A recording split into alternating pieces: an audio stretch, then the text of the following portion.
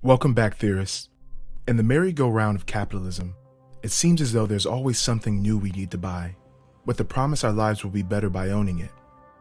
Consumerism is a lifestyle that embodies the continual acquisition of goods, and to most, it's a sign of affluence and well-being. But consumerism has non-monetary costs to be had. Let's talk about it.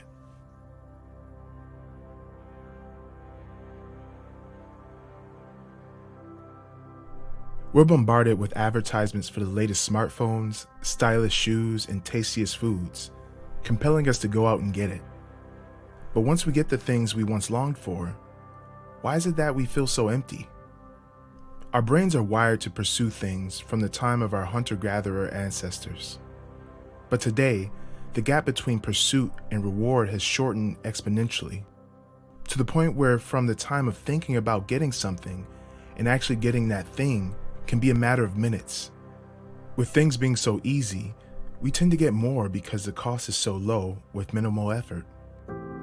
We get more and more as our closets overflow and our stomachs fill, until eventually the things that we own us.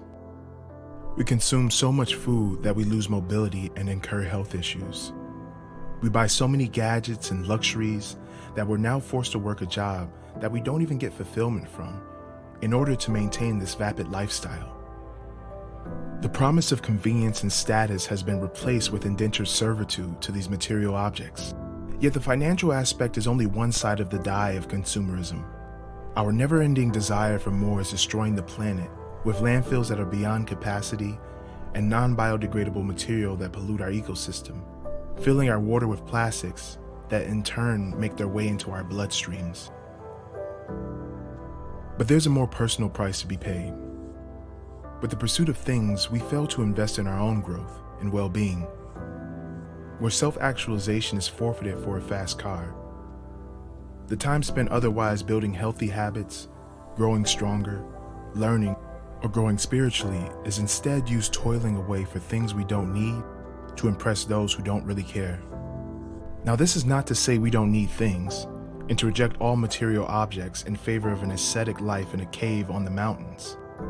This is to say, there's a better, more intentional way in which to be, where the fullness of life lies in relationships, growth, art, education, and health, where the guise of community that brands create by owning their product and being a part of their manufactured club is replaced by deep, meaningful relationships built upon communion with shared ideas, fellowship, and love. It's up to us to decide the lifestyle we want to live. In the midst of the deluge of ads and influence from those around us, telling us to live an inauthentic life. Ultimately, I believe life is at its best when we give more than we take. Let's make a concerted effort to be producers instead of consumers. Until next time, this is Theory signing out. Make sure to like and subscribe. We greatly appreciate it.